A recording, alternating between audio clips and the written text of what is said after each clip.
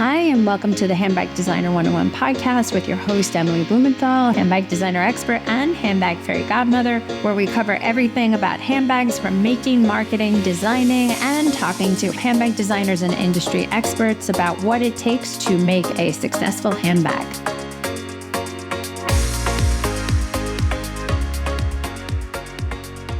Hi, welcome to Handbag Designer 101, the podcast Vidyuth Srinivasan. Srinivasan. Okay, CEO of Entropy. I got that right. I am so sorry because as we were chatting before, I take such pride in saying people's names correctly. I think it's so offensive if someone can't take the extra minute to learn it and say it the right way. So in advance, I am sorry. Respect to you and your parents, your dad. You know, I'm sure they have no patience for this at this point. Srinivasan, done. Srinivasan, yeah, that's right. My dad's name is Srinivasan. So, yes, Obviously. I think he might. Yeah. Well, it depends, right? Well, depending on where you come from, it might be a family name. It doesn't matter what your dad's name is. And some people have like two first names as their, or three first names, right? Well, that's just greedy. Like, come on, pick a lane. Right?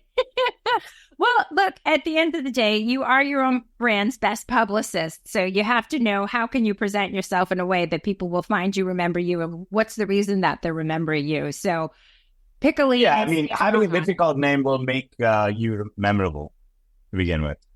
Well, I think right now specifically, we're in a cultural time where I think a lot of people have had to apologize, especially coming to the U.S. or having immigrant parents that like call me something else. And I think people should stand firm on who they are, what their name is. And if it's difficult, I think the person on the receiving end is worth putting the extra effort to say your name correctly. I don't think there's any excuses, in my opinion. Try harder. That's your name. Move on, you know? Why not? Sure. I mean, the other side works as well. Some people just want that conversation to be easily lubricated in the sense of, you know, not wanting to spend too much time on the name. So they come up with something that sounds similar to what they are. And so they look at the middle ground, right? And I get that too. I moved here much later in my life, right? I had no plans. I had no idea in my life that I would be doing what I'm doing, where I'm doing it, which is New York City. But I always had some idea in my head that, hey, I want to make a difference. I want to build something that has an impact, which is material. And by material, I don't mean money. I really mean things that try to make lives better in some way. Yeah. And because of that, so I grew up, most of my life was spent in India. And then I moved to the US. I've never had a job here. This is basically the only thing I've ever done in the US. I used to visit here, with different companies that I used to work for before, but I'd never been to New York, ever. And I just picked up my bags and said, well, maybe, I don't know. Well, it was just an instinctive choice. What number child are you? I'm the second, and I'm definitely the black sheep. Wait, you're one of how many? Just two. I'm the younger. Yeah. So is your older sibling an overachiever, color in the lines, doctor, lawyer, like does everything? Yeah, and doctor. Yep. So I align and identify with you as a second born black sheep. I always say I'm the middle child without a younger sibling. So, that's like, I think when you have someone that you grew up with who is such an unapologetic, overachieving person, that you have two options. You either are a slacker or you do your best to overachieve, but your way is never going to be the same way they do it. And you'll always go, the back way, around the corner, upside down. And then, by the way, I'll meet you at the front. That's exactly right. And no matter what you do, it always somehow ends up hurting your folks, which I feel very sorry for. Yeah. Because they had a tough time with me because, exactly like you said, I had a lot of questions about things like religion. Yeah. Hey, why am I asking questions and saying, hey, random person? I completely respect religious people, absolutely. And I understand where they come from, where I've grown up to understand where they come from. But, I had a lot of these questions, and we come from a very religious family, or a pious family at least, which meant we were very ritualistic. And it started there, and then it expanded to ask questions about everything, but not in an annoying way, in a very challenging authority kind of way. And so, yeah, which is why I said it's possible that I've been building this because I'm probably likely a very bad employee. So, this is the one way in which I felt like, hey, this needs to happen and we need to be building this. And that's it. Well, I want to back into this because we're, like I said, this is organically speaking, coming from someone that you said that your name, some people, they want it lubricated, another great word. How did you come up with the name of Entropy? And what does it represent to you? Yeah, the name has some etymology to it. Wow. Yeah, it does have some. Yeah, so the original thing that we started building, Ashlesh was our co-founder, with my co-founder and myself. What we started doing was talking about the inherent randomness that's in the universe. Right, everything has a level of randomness, which only keeps increasing with time. If you counted randomness, and by the way, for the record, I'm not an engineer, but I could have been one. But I ended up becoming a journalist by education, actually. And my co-founder was a PhD. He's a PhD. So we used to have one of you is the respectable child. The other one is like, wow, he's just a writer. Exactly. You need one of you to be the grown-up if you're going to take this leap of faith between the two of you, because one of you needs to ask questions and the other one needs to say, okay, we still have a path to follow. So it sounds like a good mix.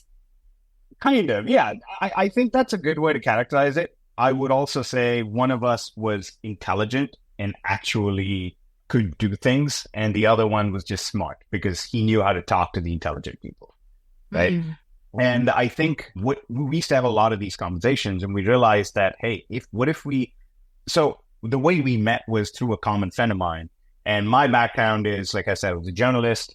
I worked in a bunch of different companies, did various different things in my life, and I never really wanted a job in my entire life. Not to say that I was privileged. My parents were completely middle class. They worked for the government, so I never really saw a lot of money, but that didn't stop me from hustling a bit, getting money if I needed to, doing odd jobs. But I also had a creative bent where I wanted to make movies. I wanted to make music. But you grew up in a home of security and no risk. So that either puts you one way or another, because when you have both parents working for the government, then that, you can always do what you want, but to a point. There's limitations. Right. So you never need to worry. But if you want more, it's just you have to accept that's not going to be the case. So if you want it, you're really going to have to take a jump. Right. If you wanted more, sometimes the question was, why should you want more? Why shouldn't you be content with what you have?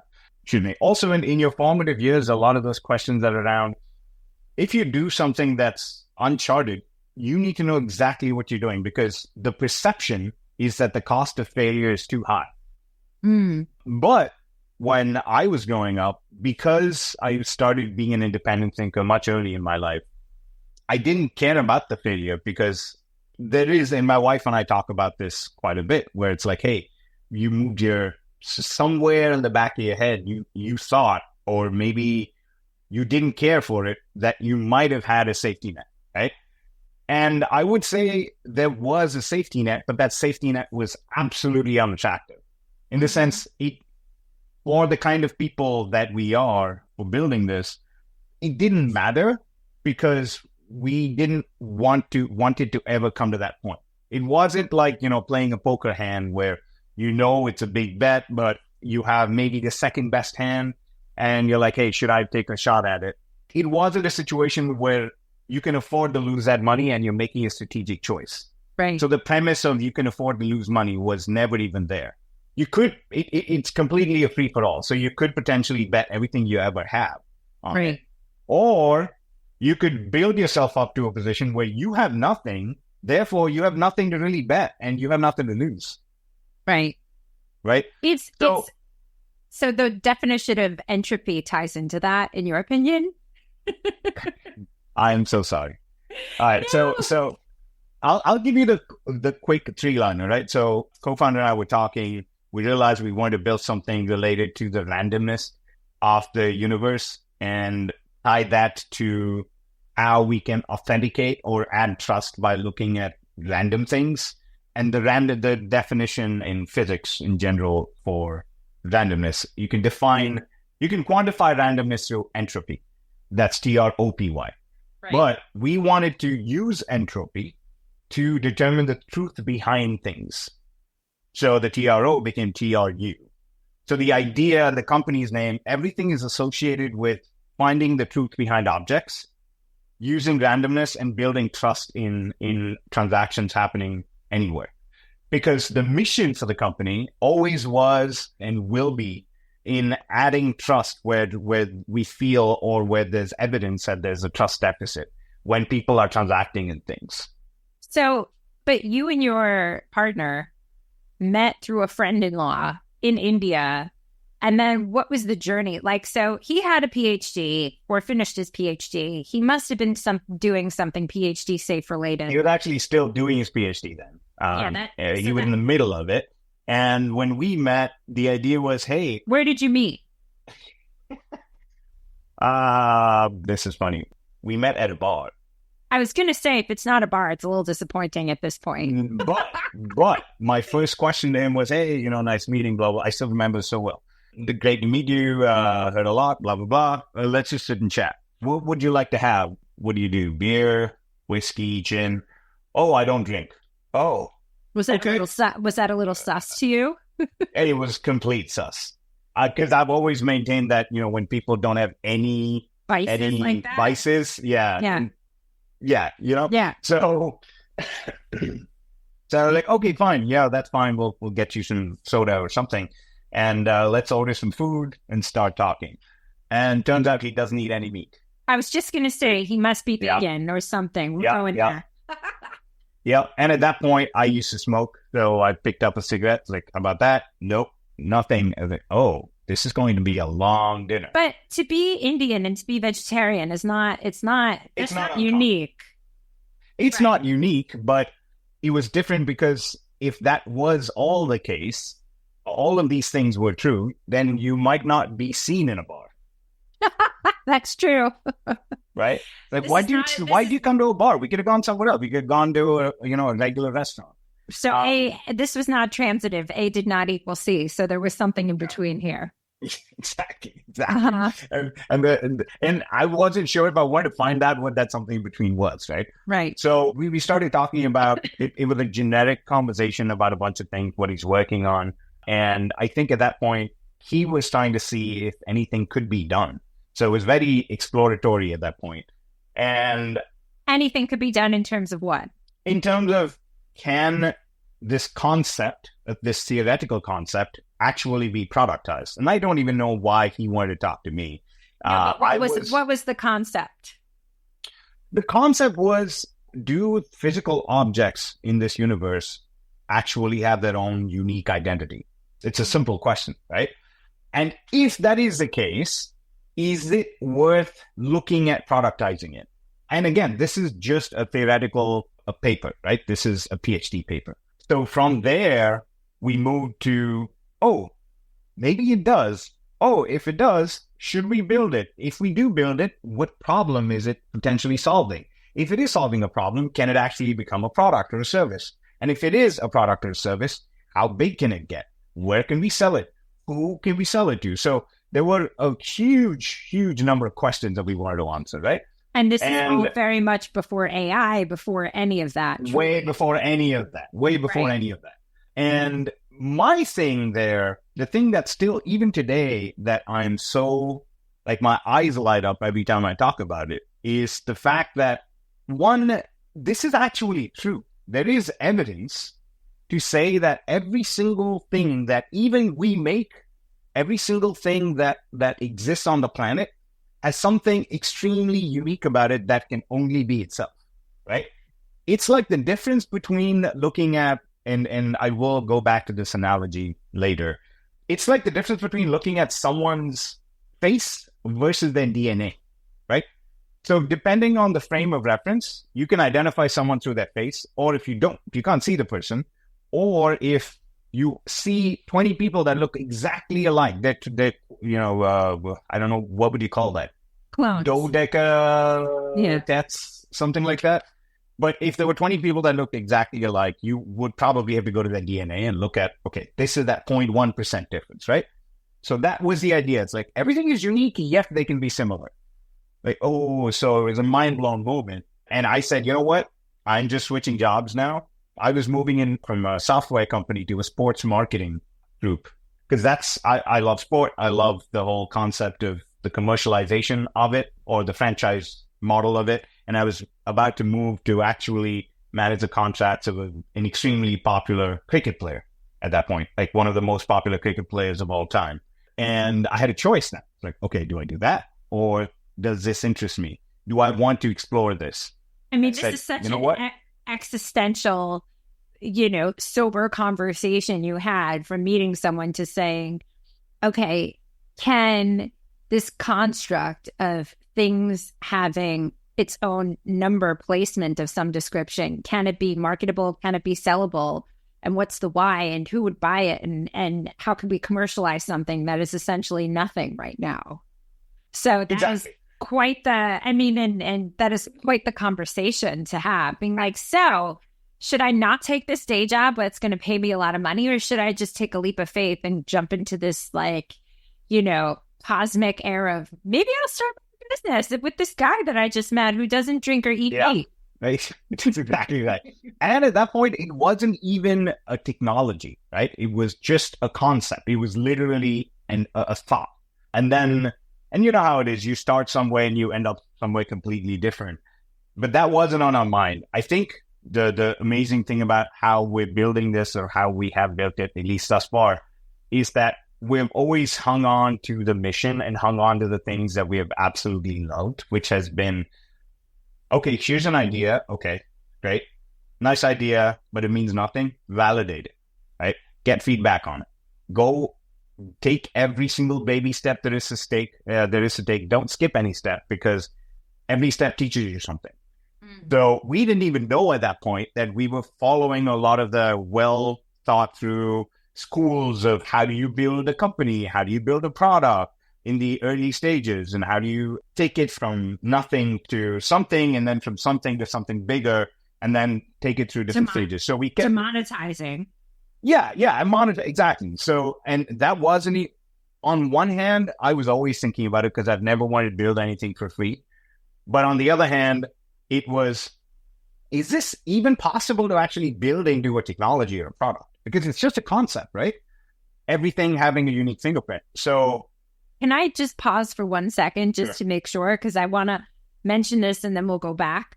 So just to make sure, as a result of this, because your story is so fascinating, and it's so many bold choices, but can you just touch upon how Entropy ties into handbags and what this would do and the value of what this represents? Because that's how I found you. And then we'll go back to the building of it, because I think that's important to bring this all full circle, because the journey of this is so important to see how you ended up there. And that's what I was going to say. And this also tells you how much of an outsider I am to this space. But what we ended up doing very quickly was we started something, we took it to, this is where I come in, right? I hustled my way into setting up meetings with everybody who builds products of all kinds, from food to art to wine to luxury products, and got to meet a bunch of luxury brands as well. It's like, hey, what do you think of this? And they're like, this is an alien concept to them, right? They like making new things and selling. They're designers, creative people. We went in there with a technology that said, did you want your thing and its identity to be protected forever, for its lifetime? And they're like, oh, yeah, hell yes, I would want to, but, come back when you have more data. So this is almost like Web3 at this point in terms of... Yeah, this is like Web 4 speaking to Web 1.0, right? Yeah. It's like, what? It doesn't make sense. Trying to tell your parents how to make an Instagram video, like you could be there all day, forget it, that exactly. kind of thing. Exactly. And so we went to the retail brands, and then we realized that, and again, this was just a process of validation, right? Take it to 50 people, see who is interested in what problem it solves. So validation. Had you moved yet, or were you still in India? I was doing both. I was traveling back and forth, coming in for meetings and heading back. Then we stumbled upon, so I had a list of all of these different kinds of industries. And at one point, I spoke to some of the brands and they liked it. And like I said, they said, come back when you have more data. Interesting. So there is something here, but we don't know exactly how to get there. So by chance, we spoke to a bunch of people who are resellers who had their sort of side job as buying and selling expensive things, including handbags, watches, and a few other things. But like, hey, what do you think of this? So like, wait, you're telling me that I could identify this product? Okay, maybe. But what I really want to know is this real or not? That's all I want to know. So it's a simple question that they asked. And we're like, oh man, okay, that is a question that is worth answering, right? It's a very simple question. If someone's looking at something, they just want to know if it's real or not. When do they want to know that? Typically just before they're going to buy it, or just after they've bought it to assuage their fears, right? Or right in the middle of the transaction, right? Right. Like, okay, cool. But for that to happen, we need to flip our technology on its head. We're looking at every item uniquely, right? Every single handbag is unique. Instead, what if we took an entire class of handbags and found out if that is different from how the counterfeits are made? If you ever wanted to start a handbag line and didn't know where to start, this is for you. Living proof that independent designers can make it big. Emily Blumenthal is one prime example. If you had dreams of becoming a handbag designer and didn't know where to start, this is for you. If you have a handbag brand and are in need of strategy and direction, this is for you. I'm Emily Blumenthal, handbag fairy godmother and handbag designer expert, and this is Handbag Designer 101, the masterclass. Over the next 10 classes, I will break down everything you need to know how to make, market, and manufacture a handbag. Broken down for you that you'll not only skip steps in that handbag building process, but also save money in that learning curve. For the past 20 years, I've been teaching at the top fashion universities in New York City, created the Handbag Awards, and also the Handbag Designer 101 podcast. I'm going to show you like I have countless brands from sketch to sample to shelf, whether you're just starting out and don't know where to begin, or even if you have a handbag line and just need some strategic direction, the Handbag Designer 101 Masterclass is just for you. So let's get started, and you will be the creator of the next IT bag. Join me, Emily Blumenthal, with the Handbag Designer 101 Masterclass.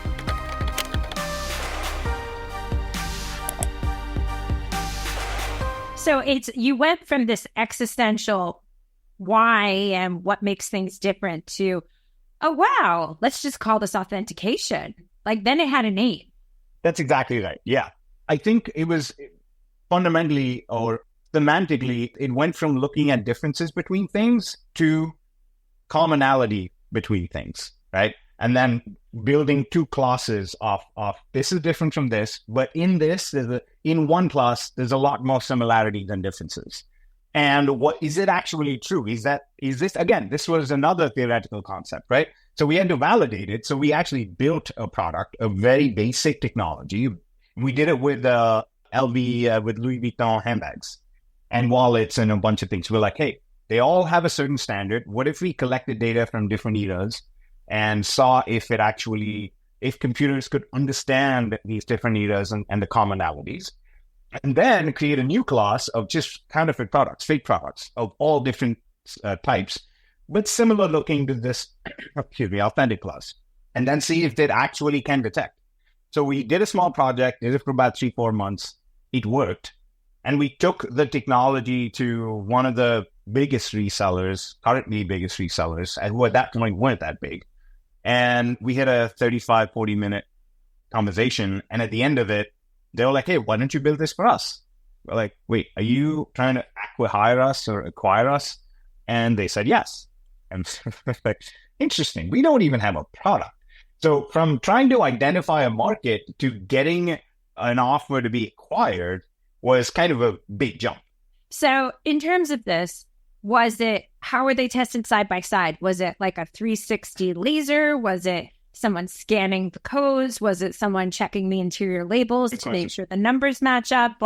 So you're having this conversation because I've spoken to enough authenticators. I am not an authenticator. It's like I need to say I'm not a lawyer. When you give advice, I'm also not an authenticator, so I can't give advice to that. But there are many things that determine what's real and what's not. So how are you able to work backwards in terms of that? That's a good question. So we didn't work backwards at all. We just collected that data. We looked at it more from a data standpoint. We understood that there were a lot of signals, so to speak, which can indicate the authenticity or the lack thereof. But we looked at it purely from the perspective of, hey, I know that these things are definitely fake. I know that these things are definitely authentic. So let's start there, right? We started with that level of, we don't know much, but what we do know is that this data at scale might give us some information. So going back to your original question, we were looking at only images because the idea that we had was we wanted to build something scalable and repeatable and something that everybody could use if they had to. But we realized that in those days, at least, the optics that were available on phones, etc., weren't that good. Yeah. So we said if we're going to build something like this, if at all, if it ever comes down to it, we're going to have to use a deeper frame of reference, right? Similar to, looking at a photo of a face or looking at the DNA of somebody.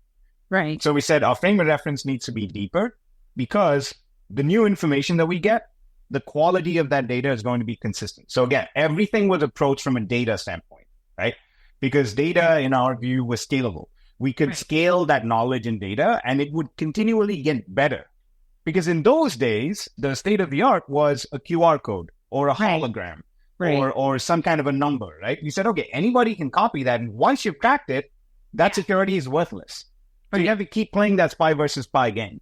Right. Compared to if you're doing AI or if you're doing it based on data, then you can always afford to stay, 30 paces ahead. Right. Because you're getting new data. So going back to that, we collected this data. It worked. We were almost acqui-hired. We said thanks, but no thanks, because again, we use that as validation. Okay, there is a market here. If we don't even have a product and they want to acquire us, there is a deep enough problem. So we got deeper. That's how we got into handbags. And then the question was, okay, all of this is fine, but where the hell are we going to get this data? We need to now map 100 years worth of handbag data. Who the hell even has that information? Right. So in a way, looking back, it was doing the hard things first, right? We embarked on a glorious global adventure on collecting data. We went all over the world, posing as wholesale buyers for authentic product, for fake product. We stood in the line. Some weird looking guy who doesn't look like he should belong here was actually standing in many of the retail stores' handbag sections, asking questions about how things are made. What kind of leather is this? The stitching qualities, and how do you, asking the essays, what goes into this, and how do you know, what can you tell from these different ways of construction and different eras of, and I've heard this in your previous podcast as well, which is all true. I mean, there are transition years when we would see data that comes from the authentic class, which looked really bad. Oh my God, how is this factory so bad? But then we saw a lot of it. Right. We saw that to be consistent, right? Yeah. And then we realized that, okay, so this is not, and this is why I was talking about, a lot of people think about authentication as if you're looking at a checklist and looking at a bunch of one or two signals, like, oh, if they have this grommet incorrectly stamped, it must be fake. That's not how it works at all, right? Because of these idiosyncrasies. So that kind of taught us to also be better authenticators. So we had to become authenticators ourselves. I was authenticating for the longest time, and I had no idea. The only exposure I had to Hermes for the longest time was my dad, when he'd gone to France once, he got me a nice little bottle of cologne. And I'm like, okay, this sounds interesting. And then, of course, in school, you learn about history and the Greek gods, etc. But as a brand, I had no exposure. Right. But when we got into this, I was like, oh, man. So it was a journey of discovery for myself. Right. Understanding how these things were made. And honestly, I really have come to appreciate that. I don't collect anything, maybe perfumes, that's my thing. But I don't collect any of these types of products, but I do appreciate the artisanship, the work that goes into it, the thought that goes into it, the consistency that they have is not easy to do, especially at that scale. Right. It's so, I'm so digging this. It sounds to me that you were more, and you can correct me, that you were more shopping for a business idea, less so what the business idea was. And this just kind of stuck. Like this answered and checked all the boxes of your need to ask questions. You found someone that was on the same wavelength that you could bounce ideas off of, and that he maintained your interest, because for people like you and me, it's hard to keep our interest. It's hard. And it's also hard for people to want to stay along for the ride of being with you, considering who you are, because you got to be a lot of a person to be able to do all of this. And unapologetically, you just have to be, because you have to be pushy. You have to be persistent. You have to be willing to keep showing up at the places where people said, no, you can't come in, because you got to you got to get to the bottom. Like, wait, I need to know. Okay, explain this to me. Yes, I need to know. That's it. Wait, why did they use the stitch? No, but what makes this stitch so interesting? But why? And why did they have to move? Like, they had a great couple of factories in this particular country. Why did they have to move? It made no sense. I mean, everything was working great. Yeah.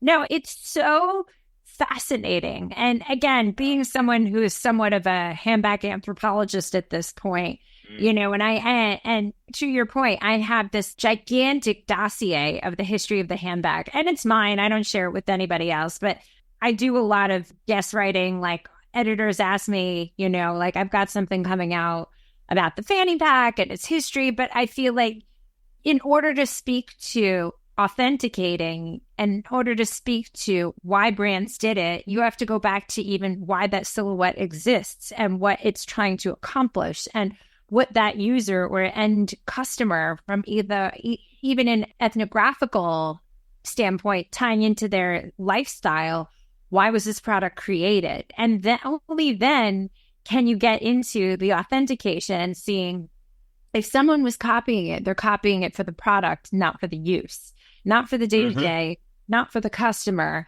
It's checking a box of someone who wanted that product to say that they could have that product. And only then, in my opinion, can your technology separate the difference, or at least identify it. And I'm no tech person either, but that is just what I can surmise.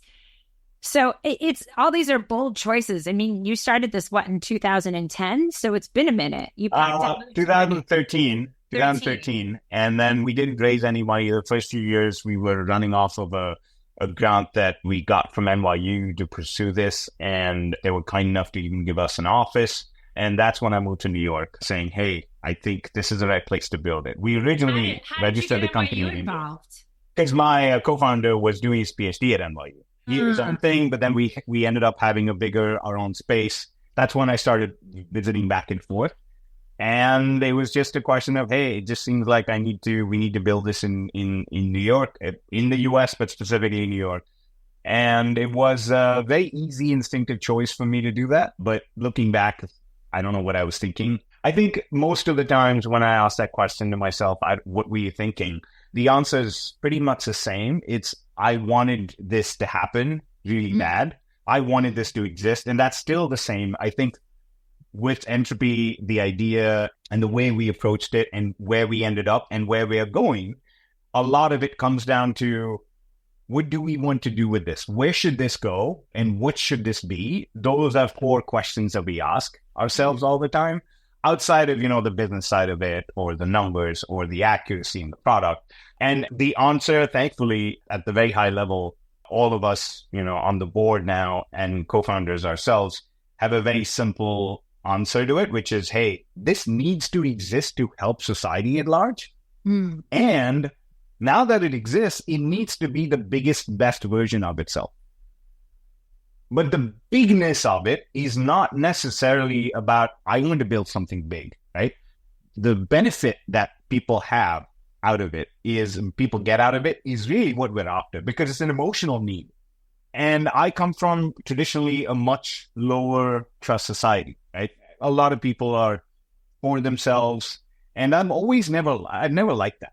Ironically, with parents that work for the government, if that's the case. I know. So and my dad was he was so by the book. He was like, and in a world where a lot of these things could have been going your way, you could have secret handshakes, etc. He just had one job all his life, And he was always extremely above board and kept talking about integrity. So in some ways, so imagine hearing that while being the black sheep, right? And and growing up, you do all the unsavory things, not criminal things, but unsavory things. So in a way, it's almost like a path to redemption for myself, but it also is understanding the value of goodness to society. And we try to do that. And I think the more we do it, the more the world benefits from not just, and we're only one small part, right? We're not really the most important thing on this planet. Absolutely not. Probably one of the least. But on the other hand, if we're able to help somebody have that peace of mind and ensure that that peace of mind continues, right? Not just for that transaction, for that moment of interaction. And that is really important as a motivator for us, which means we want that peace of mind to be scaled up, to be accessible to everybody. And that's our pursuit. I gotta say, and I've discussed this with a few people actually on a few episodes that are coming, but one way or another, and this was told to me by a therapist years ago, or someone I know who's a therapist, who said, one way or another, we follow the path of our parents. Whether we want to or not, we end up doing what they're doing in some shape or form because it's so ingrained in us. Even as a black sheep, you still end up following some sort of moral compass code that you saw, even as so far as that you fought so hard to get away from it. It's like when you get older, there's comfort in knowing that this is the right way because that's how you saw it and you respect it, and you're going to make sure what you do still follows that same code in that regard. That's a great point. Yes, I think it is inevitable. Even if we would I would fight it all the time. I was ready to disagree with you the moment you said that, but yes, you were 100% right. In some, we don't fall that far away from their tree, in a sense of morality. And I think that has always been important to me, or that has grown increasingly important to me. And one of the things we talk about internally at Entropy is we always talk about integrity. We don't like bullshitting. Our first cultural value as a company, and we're about 100, almost 140 something people now globally. And the first thing we talk about is talk straight. I think, to what you said about on a macrocosmic level, Entropy may not have value because, essentially you're protecting people's stuff, right? But on a microcosmic level, the whole essence of people buying things and what I teach, people trying to understand as an entrepreneur and building a product and recognizing people's budgets are separated into needs and wants. And a lot of time they get commingled. But if someone is spending their hard-earned money, even if it's $1 or a rupee or whatever, that should then be protected, that they're getting what they bought. That's exactly right. That is just let them get what they paid for. That's all, right? It's very simple.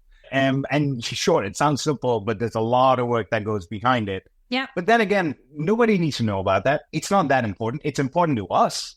Right. But that doesn't make it important to the whole world, right? Correct. Just give them what they think they're buying and make sure you're protecting people because there is goodness in that. There is a positivity to society.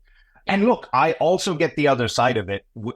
On one hand, you can say, counterfeiting is bad. And there are a lot of bad things about counterfeiting. Yeah. In fact, we're doing a project now where we are running every single or huge, I think over 1,000 different fake products through X-ray machines, understanding what they're made of.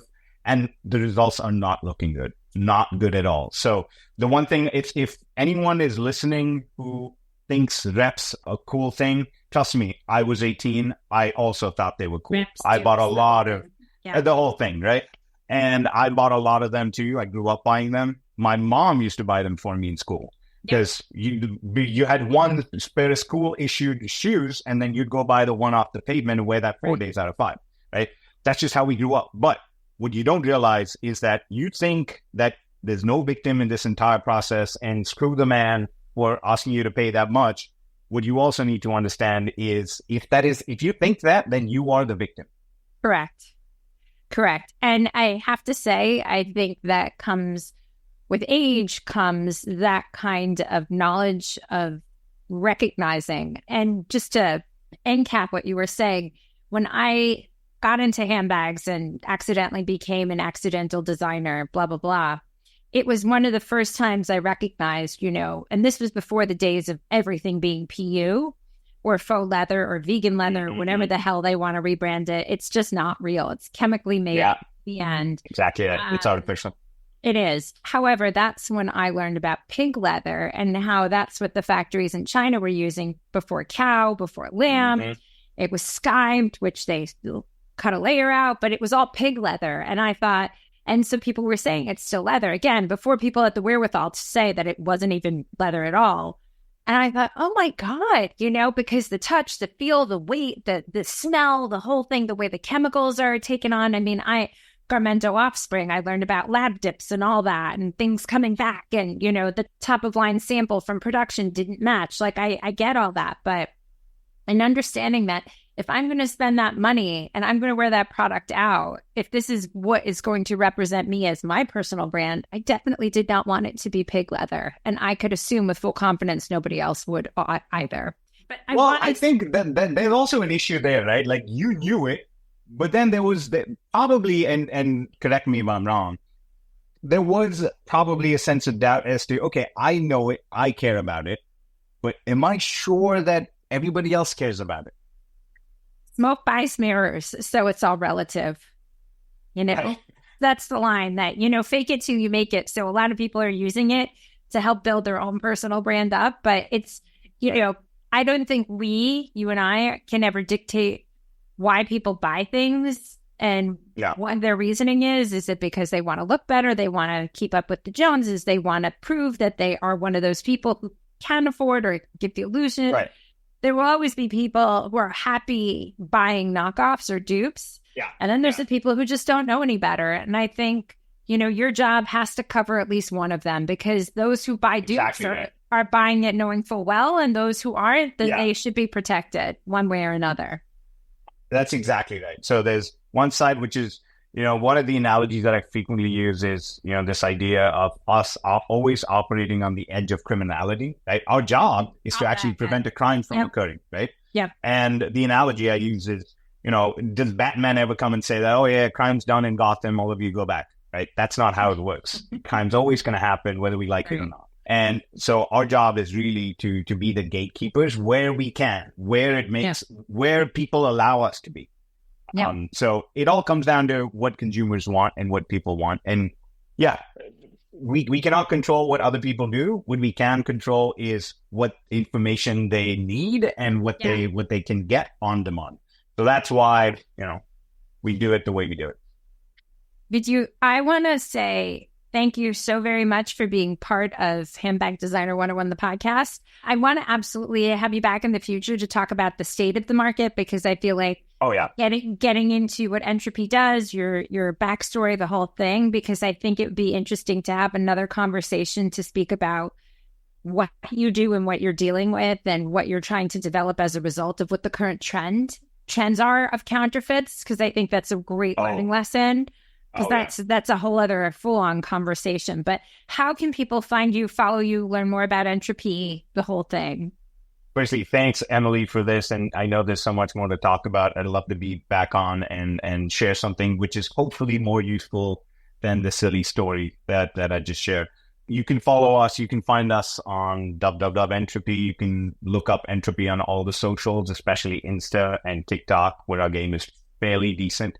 Yeah, and you can also, more importantly, if you're buying for secondhand resale goods, and if you're going into a store yourself, look for the Verified by Entropy label. It's sort of like the Visa, MasterCard supported thing. You'll find it on the doors, or ask the resellers if you're buying them online, how they authenticate, and if possible, ask them for an Entropy certificate. Because if you do, if and when that item turns out to be inauthentic, or we couldn't call it authentic, you are fully financially covered by us. We don't take a cut of any transaction, but we're saying that if we get it wrong, you get your money back, we'll take possession of that fake, if it is a fake. Wow, that's the nugget I want to hold on to. Thank you, Vidyuth, so much for being part of this. Thanks, Emily. Appreciate it. Thanks for listening. Don't forget to rate and review and follow us on every single platform at Handbag Designer. Thanks so much. See you next time.